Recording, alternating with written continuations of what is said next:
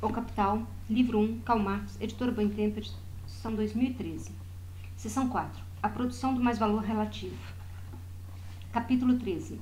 Maquinaria e grande indústria. Item 7. Repulsão e atração de trabalhadores com o desenvolvimento da indústria mecanizada, crises da indústria algodoeira. Páginas 519 a 530. Todos os representantes responsáveis da economia política admitem que a primeira introdução da maquinaria age como uma peste sobre os trabalhadores dos artesanatos e manufaturas tradicionais, com os quais ela inicialmente concorre. Quase todos deploram a escravidão do operário fabril. E qual é o grande trunfo que todos eles põem à mesa? Que a maquinaria, depois dos horrores de seu período de introdução e desenvolvimento, termina por aumentar o número de escravos do trabalho, ao invés de diminuí-lo. Sim, a economia política se regozija com o objeto-teorema. Objeto para qualquer filantropo que acredite na eterna necessidade natural do modo de produção capitalista, de que, mesmo a fábrica fundada na produção mecanizada, depois de ter certo período de crescimento, depois de um maior ou menor período de transição, esfola mais trabalhadores do que ela inicialmente pôs na rua. Nota 226. Ganil considera, ao contrário, que o resultado final da indústria mecanizada consiste no número absolutamente reduzido de escravos do trabalho, à custa dos quais o número maior de pessoas honestas vive e desenvolve sua conhecida perfectibilidade perfectível.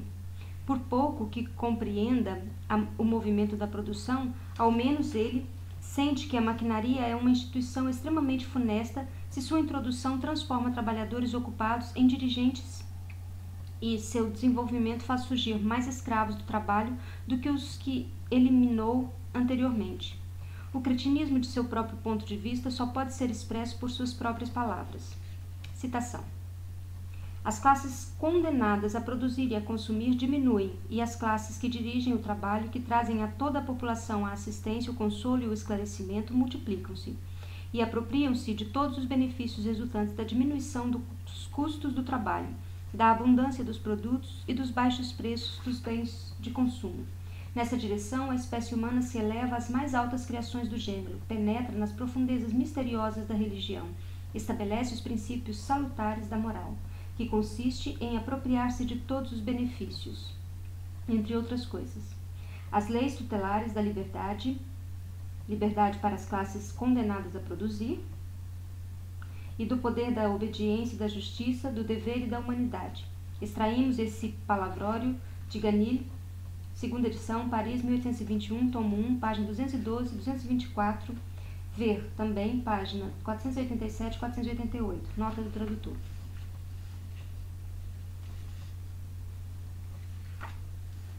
Certamente, alguns casos já demonstravam, como, por exemplo, o das fábricas inglesas de estame de seda, que quando a expansão extraordinária de ramos fabris alcança certo grau de desenvolvimento, tal processo pode estar acompanhado não só de uma redução relativa do número de trabalhadores ocupados, como de uma redução em termos absolutos. Em 1860, quando se realizou, por ordem do Parlamento, um censo especial de todas as fábricas do Reino Unido, a seção dos distritos fabris de Lancashire, Cashire e Yorkshire, ajudiciada ao inspetor fabril Baker, contava com 652 fábricas. Dessas, 570 continuam, 85.622 teares a vapor, 6.819.46.000 fusos, 1.390 em rodas d'água e 94.119 pessoas ocupadas.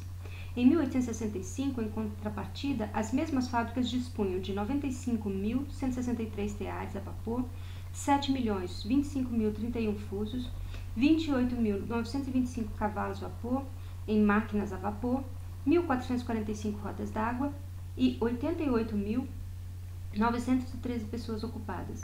De 1860 a 1865, portanto, ocorreu nessas fábricas um aumento de 11% em teares a vapor 3% em fuso, 5% em cavalo a vapor, ao passo que o número de pessoas ocupadas diminuiu 5,5%. Nota 227. Reports of Inspectors, 1865, páginas 58 e seguintes. Ao mesmo tempo, porém, já estava dada a base material para a ocupação de um número crescente de trabalhadores em 110 novas fábricas, com 11.625 teares a vapor, 628.576 fusos, 2.695 cavalos a vapor em força de vapor e hidráulica. Idem. Entre 1852 e 1862, assistiu-se a um considerável crescimento da fabricação inglesa de lã, enquanto o número de trabalhadores empregados permaneceu quase estacionário. Isso mostra em que grande medida a máquina recém-introduzida havia deslocado o trabalho de épocas anteriores. Nota 228. Reports Inspectors, 1862, página 79. Adendo à segunda edição. Ao final de dezembro de 1871, dizia o inspetor de fábricas, Redgrave, numa conferência celebrada em Bradford, na New Mechanics Institution: o que tem me surpreendido há algum tempo é a aparência modificada das fábricas de lã. Antes estavam todas repletas de mulheres e crianças, agora a maquinaria parece efetuar todo o trabalho. Por mim questionado, o fabricante deu a seguinte explicação: no sistema antigo, eu empregava 63 pessoas. Depois da introdução da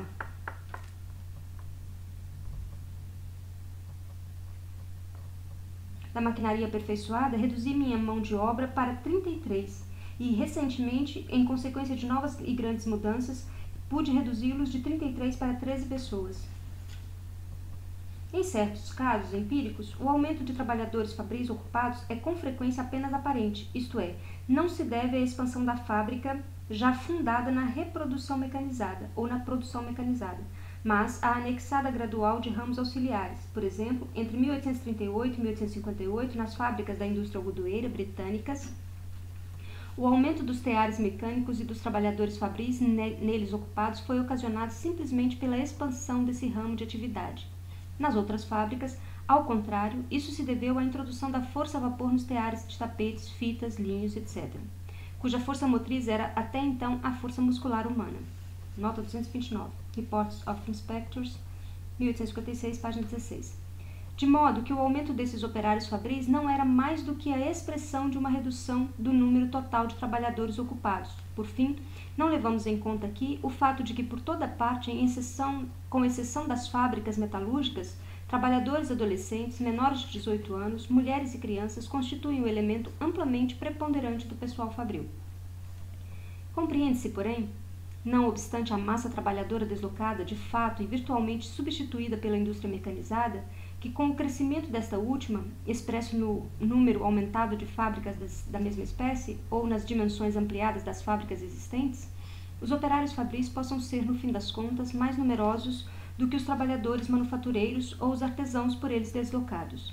Suponha que no velho modo de produção, o capital de 500 libras aplicado semanalmente consista, por exemplo, em 2/5 de capital constante e 3/5 de capital variável, isto é, que 200 sejam investidos em meios de produção e 300 em força de trabalho, digamos, à razão de 1 libra por trabalhador.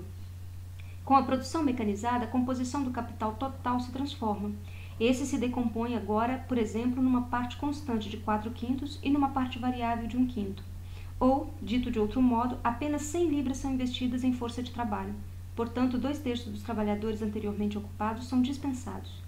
Se essa indústria fabril se expandir e o capital total investido permanecendo inalterado, as demais condições de produção aumentar de 500 para 1.500, teremos 300 trabalhadores ocupados, tantos quantos antes da Revolução Industrial. Se o capital aplicado aumentar em 2.000, então 400 trabalhadores serão empregados, portanto 1/3 a mais que no antigo modo de produção. Em termos absolutos, o número de trabalhadores empregados aumentou em 100. Em termos relativos, isto é, em proporção do capital total adiantado, ele caiu em 800, uma vez que no antigo modo de produção o capital de 2.000 libras teria ocupado 1.200, em vez de 400 trabalhadores. A diminuição relativa no número dos trabalhadores é, assim, compatível com o número absoluto de seu aumento. Anteriormente, partimos do pressuposto de que, ao crescer, o capital total da composição o capital total, sua composição permanecia constante, pois tampouco se modificavam as condições de produção. Mas já sabemos que a cada progresso do sistema de maquinaria aumenta a parte constante do capital, isto é, a parte composta de maquinaria, matéria-prima, etc., ao mesmo tempo que diminui o capital variável investido em força de trabalho. E sabemos também que em nenhum outro modo de produção o aperfeiçoamento é tão constante e, por isso, a composição do capital tão variável. Essa mudança contínua é, no entanto, interrompida de modo igualmente constante por intervalos de parada e por uma expansão meramente quantitativa sobre uma dada base técnica.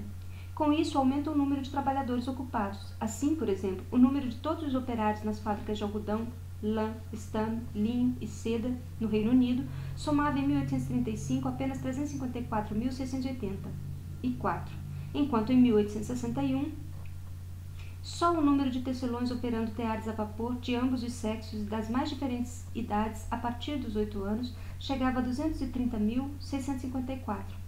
De fato, esse crescimento não parece tão grande quando se leva em conta que, em 1838, os tecelões manuais britânicos de algodão, juntamente com os familiares que eles ocupavam, somavam 800.000.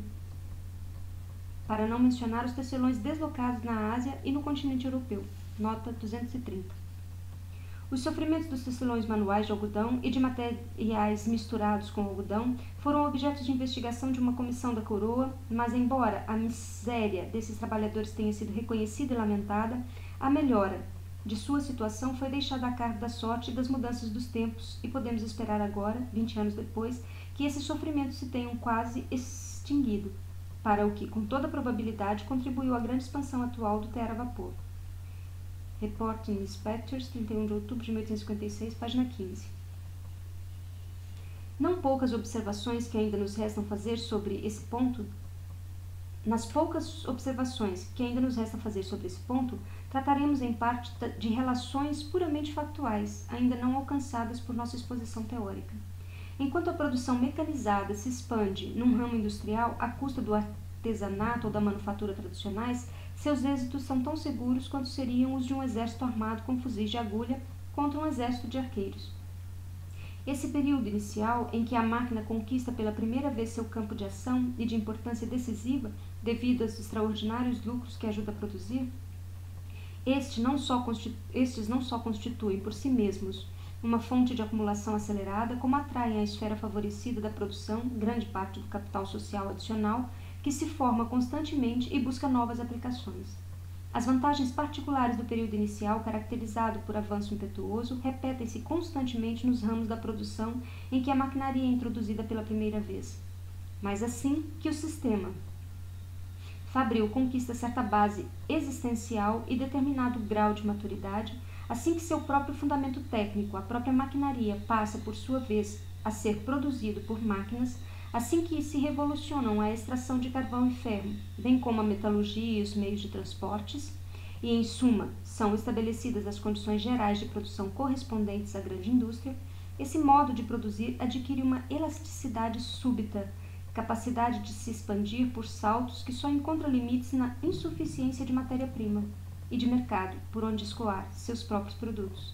A maquinaria promove, por um lado, um incremento direto da matéria-prima, tal como ocorreu, por exemplo, com a Cotton Gin, que aumentou a produção de algodão.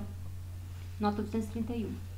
Outros métodos pelos quais a maquinaria afeta a produção de matéria-prima serão mencionados no livro 3. Por outro lado, o barateamento dos produtos feitos à máquina e os sistemas revolucionados de transporte e de comunicação são armas para a conquista de mercados estrangeiros.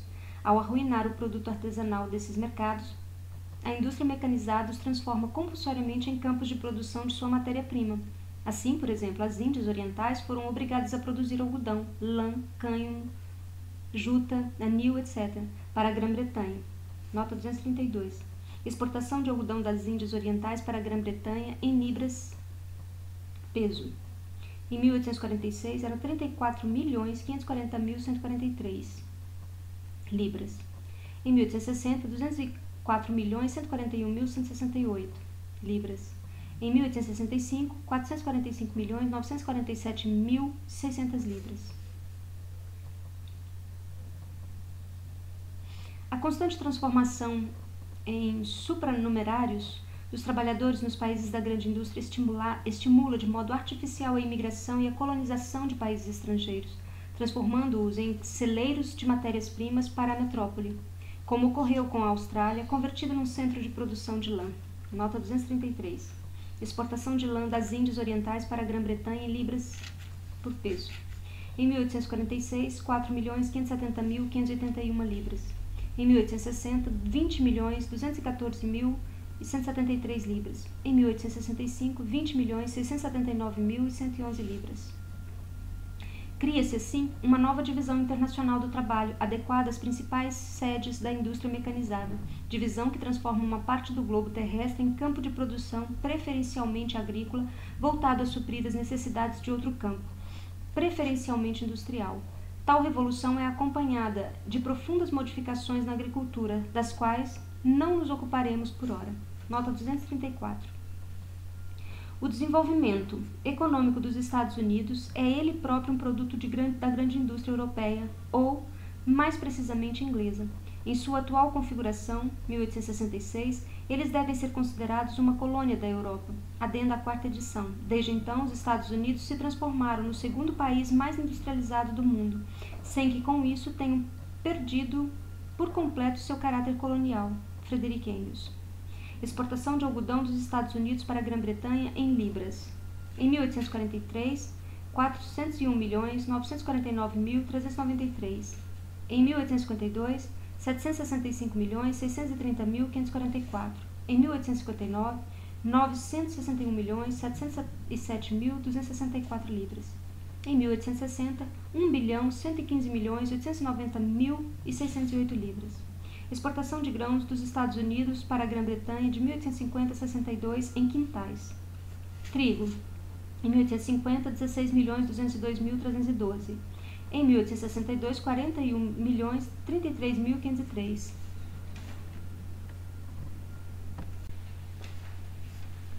Cevada. Em 1850, 3.669.653. Em 1862, 6.624.800. Centeio. Em 1850, 3.174.801.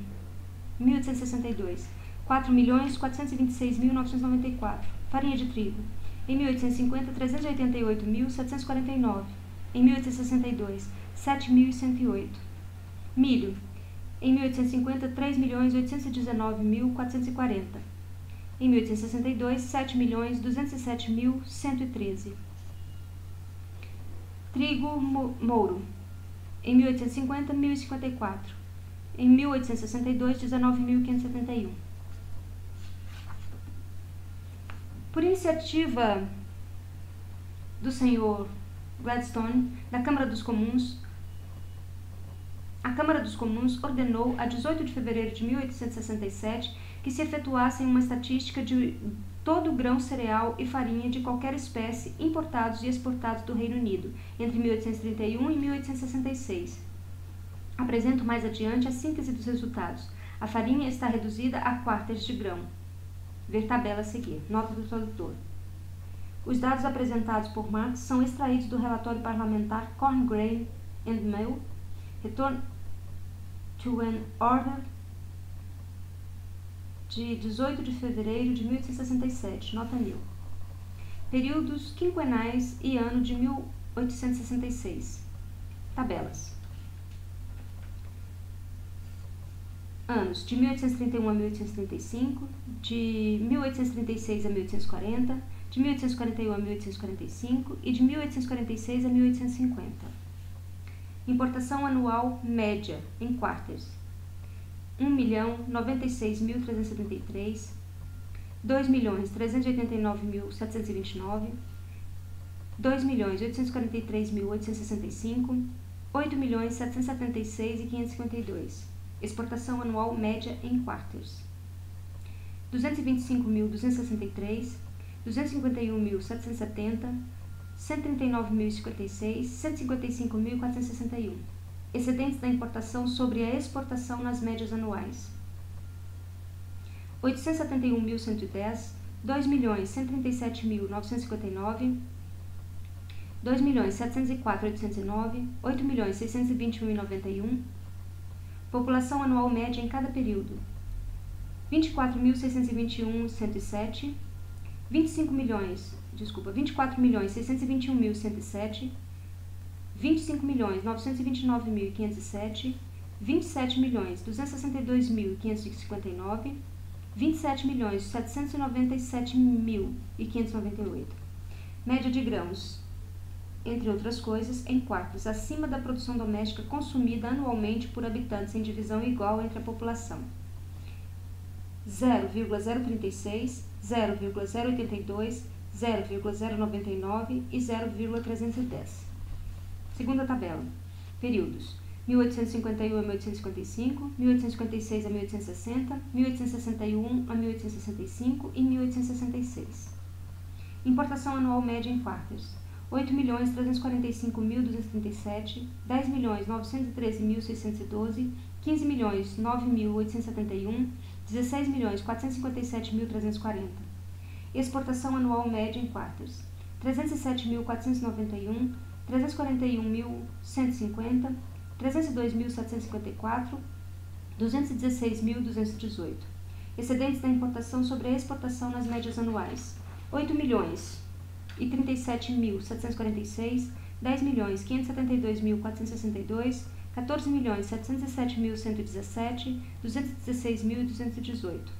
População anual média em cada período: 27.572.923, 28.391.544, 29.381.760, 29.935.404. Média de grãos, entre outros, em quartos acima da produção doméstica consumida anualmente por habitante em divisão igual entre a população: 0,291, 0,372, 0,501 e 0,543. A enorme capacidade própria do sistema fabril de expandir-se aos saltos e sua dependência do mercado mundial geram necessariamente uma produção em ritmo febril e a consequente saturação dos mercados, cuja contração acarreta um período de estagnação. A vida da indústria se converte numa sequência de períodos de vitalidade mediana, prosperidade, superprodução, crise e estagnação.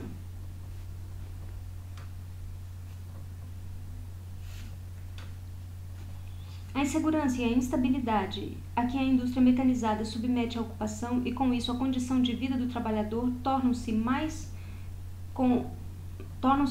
com a concorrência dessas oscilações periódicas do ciclo industrial. Descontadas essas épocas de prosperidade, graça entre os capitalistas a mais encarniçada luta por sua participação individual no mercado.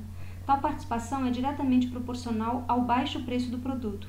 Além da rivalidade que essa luta provoca pelo uso da maquinaria aperfeiçoada, substitutiva da força de trabalho e pela aplicação de novos métodos de produção, chega-se sempre a um ponto em que se busca baratear a mercadoria por meio da redução forçada dos salários abaixo do valor da força de trabalho.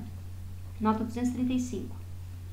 Numa proclamação às Trade Societies of England, realizada em julho de 1866 pelos trabalhadores postos na rua pelos fabricantes de calçados de Leicester, por meio de um lockout, lê-se, entre outras coisas, citação: há cerca de 20 anos, a fabricação de calçados de Leicester foi revolucionada pela introdução do rebitamento no lugar da costura.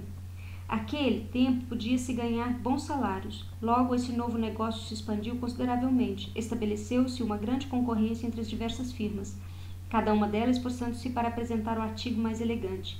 Pouco depois, no entanto, surgiu um tipo pior de concorrência, a saber, a de cada firma vender no mercado a um preço mais baixo do que a outra. Anderson. As danosas consequências dessa prática não tardaram a se manifestar na forma de redução de salários, e a queda do preço do trabalho foi tão rápida e impetuosa que atualmente muitas firmas pagam apenas a metade dos salários originais. Não obstante, apesar de os salários continuarem a cair, os lucros parecem aumentar com cada alteração na taxa dos salários. Mesmo os períodos desfavoráveis da indústria são aproveitados pelos fabricantes para obterem lucros extraordinários por meio de reduções exorbitantes de salários, isto é, do roubo direto dos meios de subsistência mais imprescindíveis ao trabalhador. A título de exemplo, com relação à crise na tecelagem de seda em Coventry, segundo informações que obtive tanto de fabricantes como de trabalhadores, não cabe dúvidas de que os salários têm sido rebaixados numa medida maior do que impunha a concorrência dos produtores estrangeiros ou as circunstâncias. A maior parte dos tecelões trabalha com salários reduzidos em 30% e até 40%. Uma peça de fita, para cuja confecção o tecelão recebia 6 ou 7 shillings há 5 anos, agora não lhe rende mais do que 3 shillings e 3 pences, ou 3 shillings e 6 pences. Outro trabalho, que anteriormente era remunerado com 4 shillings e até mesmo 4 shillings e 3 pences, agora é pago com apenas 2 shillings ou no máximo 2 shillings e 3 pences. A baixa salarial é maior do que a requerida para estimular a demanda. De fato, no caso de muitos tipos de fita, a baixa salarial não foi nem mesmo acompanhada de alguma redução do preço do artigo. Relatório do comissionário Londres da Comissão Reportes de 1866, página 114, número 1. O crescimento do número de trabalhadores fabris é, portanto, condicionado pelo crescimento proporcionalmente muito mais rápido do capital total investido nas fábricas. Mas esse processo só se realiza nos períodos de alta e baixa do ciclo industrial. Ademais, ele é constantemente interrompido pelo progresso técnico, que ora substitui virtualmente os trabalhadores, ora os desloca de fato. Essa mudança quantitativa na indústria mecanizada expulsa constantemente trabalhadores das fábricas ou cerra seus portões ao novo fluxo de recrutas, ao mesmo tempo que a expansão meramente quantitativa das fábricas absorve, juntamente com aqueles expulsos, novos contingentes de trabalhadores. Desse modo, os trabalhadores são continuamente repelidos e atraídos, jogados de um lado para o outro, e em meio a uma mudança constante no que diz respeito ao sexo, idade e destreza dos recrutados. As vicissitudes do operário fabril podem ser mais bem evidenciadas por meio de uma rápida análise das vicissitudes da indústria algodoeira inglesa. De 1770 a 1815, a indústria algodoeira esteve em depressão ou estagnação por 5 anos. Durante esse período, primeiro, de 45 anos, os fabricantes ingleses desfrutavam do monopólio da maquinaria e do mercado mundial. De 1815 a 1821, depressão. Em 1822 a 23, prosperidade. Em 1824, são abolidas as leis da coalizão. Nota do tradutor. Em 1799 e 1880, uma série de leis do parlamento inglês proibiu a fundação e a atividade de quaisquer organizações de trabalhadores, as quais foram novamente revogadas pelo parlamento de 1824. No entanto, mesmo depois disso, as autoridades continuaram a limitar ao máximo a atividade das organizações operárias, especialmente a agitação para que os operários ingressassem numa organização e participassem de greves. Foi considerada como intimidação e punida como crime. Nota New. Grande expansão geral das fábricas. Nesse período, em 1825, crise. Em 1826, grande miséria e levantes entre os trabalhadores do algodão. Em 1827, leve melhora. Em 1828, grande aumento dos teares a vapor e das exportações. Em 1829, a exportação, particularmente para a Índia, supera a de todos os anos anteriores. Em 1830, mercado saturado, grande calamidade. De 1831 a 33, depressão contínua. A Companhia das Índias Orientais é privada do monopólio do comércio com o Extremo Oriente, Índia e China. Em 1834, grande incremento de fábricas e maquinaria, escassez de mão de obra. A nova lei dos pobres promove o êxodo dos trabalhadores agrícolas para os distritos fabris. Grande busca de crianças nos condados rurais. Tráfico de escravos brancos. Em 1835, grande prosperidade. Ao mesmo tempo, os tecelões manuais de algodão morrem de fome. Em 1836, grande prosperidade. Em 1837 e 38, depressão e crise. Em 39, recuperação. Em 1840, grande depressão, insurreições, intervenção do exército. Em 1841 e 42, terríveis sofrimentos dos operários fabris. Em 1842, os fabricantes expulsam os operários das fábricas a fim de forçar a revogação das leis dos cereais. Milhares de trabalhadores vão para Yorkshire, onde são repelidos por exércitos e seus líderes sendo levados a julgamento em Lancaster. Em 1843, grande miséria. Em 1844, recuperação. Em 1845, grande prosperidade. Em 1846, primeiramente ascensão contínua, em seguida sintomas de reação. Revogação das leis dos cereais. Em 1847, crise. Redução geral dos salários, em 10% ou mais, para a festa do Big Loaf, ou duplicação do tamanho do pão. Em 1848, continua a depressão. Manchester sob ocupação militar. Em 1849, recuperação. Em 1850, prosperidade. Em 1851, preço das mercadorias em baixa. Salários baixos. Greves frequentes. Em 1852, tem início um processo de melhora. Continua as greves, os fabricantes ameaçam importar trabalhadores estrangeiros. Em 1853, exportação em alta. Greve de 8 meses e grande miséria em Preston. Em 1854, prosperidade, saturação dos mercados. Em 1855, chegam notícias de falência provenientes dos Estados Unidos, do Canadá e dos mercados da Ásia Oriental. Em 1856, grande prosperidade. Em 1857, crise. Em 1858, melhora. Em 1859, grande prosperidade, aumento das fábricas. Em 1860, apogeu da indústria algodoeira inglesa. Os mercados indianos, australianos e de outros países encontram-se tão saturados que, ainda em 1863, mal havia conseguido absorver todo o encalhe. Tratado comercial com a França. Enorme crescimento das fábricas e da maquinaria. Em 1861, a melhora continua por algum tempo. Reação, Guerra Civil Americana, escassez de algodão. De 1862 a 1863, colapso total. A história da escassez de algodão é característica demais para que não nos ocupemos dela por um instante. Os indicadores das condições do mercado mundial de 1860 a 1861 mostram que a crise do algodão foi oportuna e parcialmente vantajosa para os fabricantes, fato reconhecido nos relatórios da Câmara do Comércio de Manchester, proclamado no parlamento por Palmerston e Derby e confirmado pelos acontecimentos. Nota 236. Reports of Inspectors, 1862, página 30. Certamente, em 1836, muitas dentre as 2.887 fábricas algodoeiras do Reino Unido eram pequenas. Segundo o relatório do inspetor de fábrica, Redgrave, cujo distrito administrativo compreendia 2.109 dessas e 2.887 fábricas, 392 delas, ou seja, 19%, empregavam menos de 10 cavalos vapor. 345 delas, ou 16%, empregavam entre 10 e 20 cavalos vapor, ao passo que 1.372 empregavam 20 ou mais cavalos vapor. Nota 237, idem, página 18 e 19. A maioria das pequenas fábricas eram tecelagens construídas a partir de 1858, durante o período da prosperidade, e a maior parte delas por especuladores, dos quais um fornecia o fio, outro a maquinaria e um terceiro o prédio, sob a direção de antigos overlooks, ou capatazes, ou de outras pessoas desprovidas de recursos. A maior parte desses pequenos fabricantes se arruinou. O mesmo destino lhes teria reservado a crise comercial evitada pela crise algodoeira.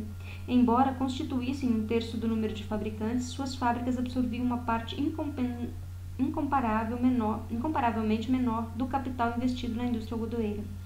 Quanto à magnitude da paralisação, segundo estimativas fidedignas, 60,3% dos fusos e 58% dos teares estavam parados em outubro de 1862. Isso se refere a todo o ramo industrial e naturalmente modificava-se muito em cada distrito individual. Apenas algumas poucas fábricas trabalhavam em tempo integral, 60 horas semanais. As demais trabalhavam com interrupções.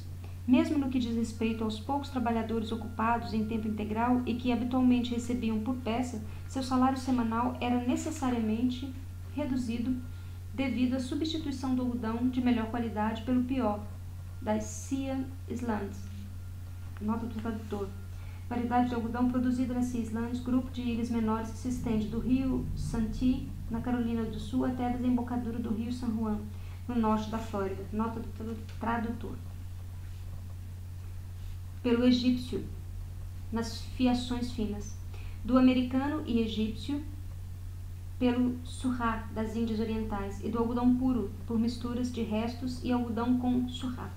A fibra mais curta do algodão, surrá, a impureza que lhe é natural, a maior fragilidade das fibras e a substituição da farinha, a fim de engomar os fios da urdidura, etc. Por todo tipo de ingredientes mais pesados diminuíam a velocidade da maquinaria ou o número de teares que um tecelão podia vigiar, aumentando o trabalho destinado a corrigir os erros da máquina e reduzindo, juntamente com a quantidade menor dos produtos, a remuneração por peça. Com o uso da surrá e o trabalho em tempo integral, a perda do trabalhador aumentou em 20% ou 30%, e até mais. Porém, a maioria dos fabricantes também rebaixou a taxa do salário por peça em 5%, 7% e 5% e 10%. Compreende-se, portanto, a situação daqueles que só estavam ocupados por 3 ou 3,5 ou 4 dias na semana, ou apenas 6 horas por dia. Em 1863, já depois de uma melhoria relativa, os salários semanais dos tecelões, fiandeiros, etc., eram de 3 shillings e 4 pences, 3 shillings e 10 pences, 4 shillings e 6 pences, 5 shillings e 1 pence. Nota 238. Reports of Inspectors, 1863, páginas 41, 45 e 51.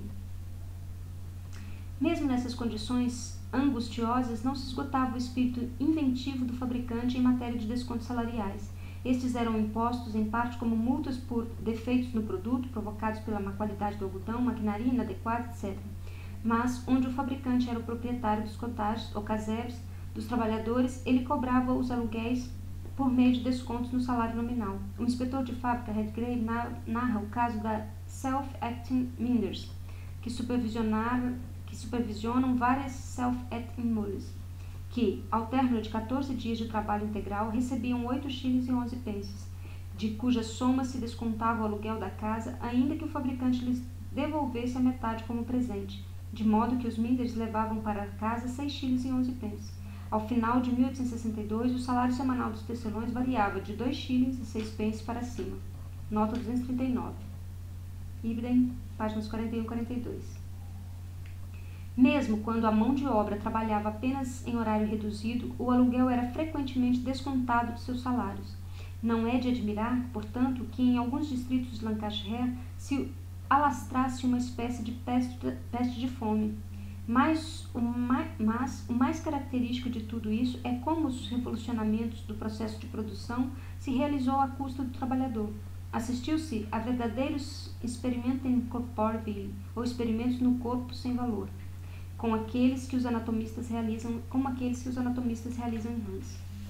Citação. Embora, diz o inspetor de fábrica Redgrave, eu tenha informado as quantias de fato recebidas pelos operários em muitas fábricas, disso não se deve concluir que eles recebam a mesma quantia a cada semana. Os operários estão à mercê das maiores flutuações em razão das constantes experimentações dos fabricantes. As remunerações dos trabalhadores aumentam ou diminuem segundo a qualidade da mistura do algodão. Ora ficam 15% abaixo de seus ganhos antigos, ora caem, 2 semanas depois, a 50% ou 60% daquele mesmo valor. Nota 241. Reports of Inspectors, 31 de outubro de 1863, páginas 50 e 51. Fim da citação. Esses experimentos não eram feitos somente à custa dos meios de subsistência dos trabalhadores. Eles tinham de pagar por isso com todos os seus 5 sentidos. Citação. Os trabalhadores ocupados em abrir os fardos de algodão informaram que o odor insuportável lhes causava náuseas.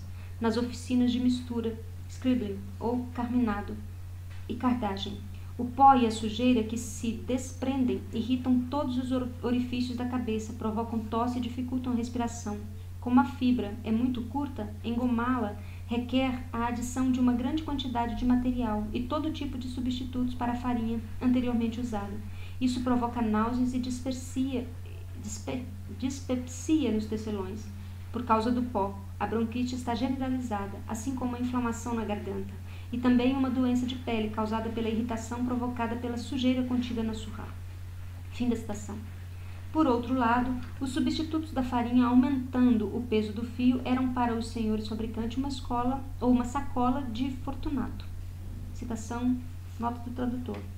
Personagem de um livro popular alemão do século XVI, Fortunato possui uma sacola de dinheiro que nunca se esvazia e um chapéu que o leva para onde deseja. Nota do tradutor. Eles faziam 15 libras de matéria-prima, pesarem 20 libras depois de tecidas. Nota 242. Ibidem, páginas 62 e 63. No relatório dos inspetores de fábrica de 30 de abril de 1864, lê-se: a indústria explora atualmente essa fonte auxiliar numa proporção de fato indecente. Sei, de fonte confiável, que um tecido de 8 libras é fabricado com 5 1/4 de libras de algodão e 2 3/4 de libra de goma. Outro tecido de 5 1/4 de libras continha 2 libras de goma. Tratava-se, neste caso, de tecido para camisas, ordinário para exportação. Em gêneros de outro tipo, agrega-se, por vezes, 50% de goma, de forma que os fabricantes podem se vangloriar, e realmente o fazem, de que enriquecem com a venda de tecidos por um preço menor do que custa o fio contido neles nominalmente. Nota 243. Reportes, 30 de abril de 1864, página 27. Mas não foram apenas os operários que tiveram de sofrer com as experimentações dos fabricantes nas fábricas e das municipalidades fora das fábricas, com a redução de salários e com o desemprego, com a escassez e as esmolas, com os discursos laudatórios dos lordes e dos membros da Câmara dos Comuns.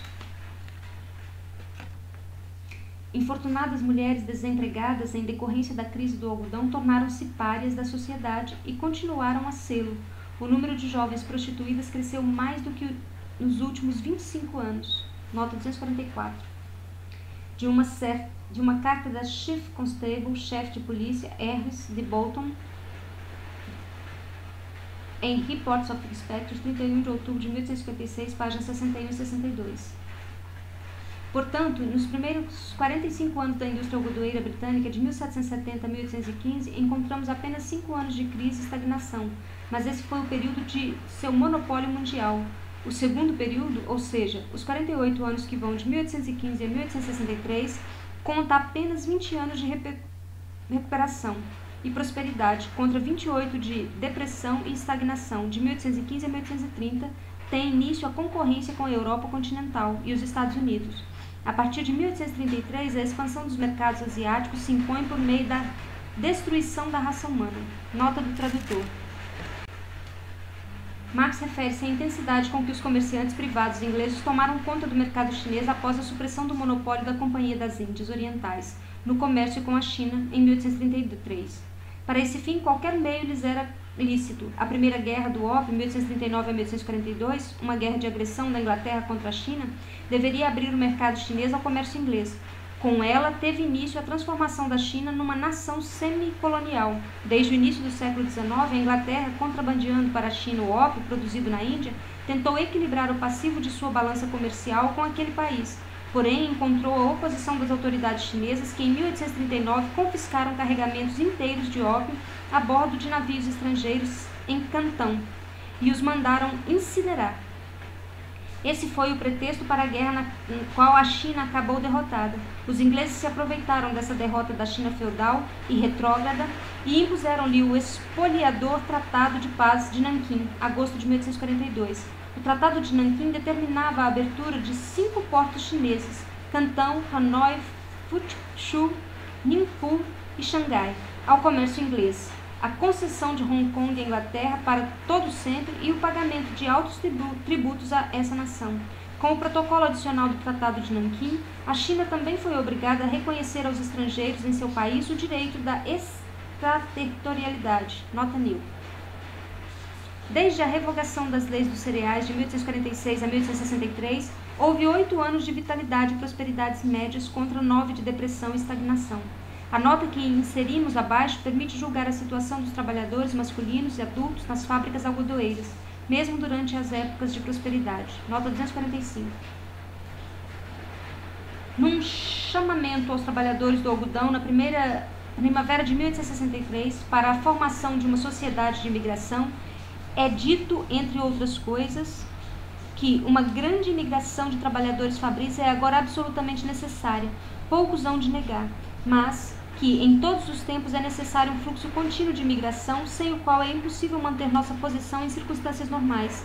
É algo demonstrado pelos seguintes fatos. No ano de 1814, o valor oficial, que não é mais do que um índice de quantidade, dos artigos de algodão exportados foi de 17 milhões de libras, 665.378, enquanto seu valor real de mercado foi de 20 milhões de libras, 70.824.